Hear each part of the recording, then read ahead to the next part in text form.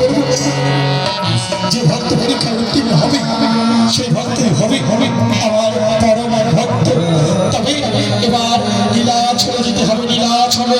বেশ দয়াময়, আমি তাই করবো। বেশ, তবে বসো গম্ভীর, বসো। এই আমি বসলাম, বসো রকমী। এবার আমি ভক্ত পরীক্ষা করবো। নীলাচলে গো, নীলাচলে যাবে, নীলাচলে ভগবান কৃষ্ণ ভক্ত পরীক্ষা করতে।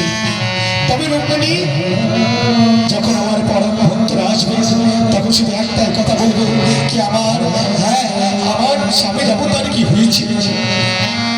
বেশ তাই হবে। এবার আমি বসলাম। এবার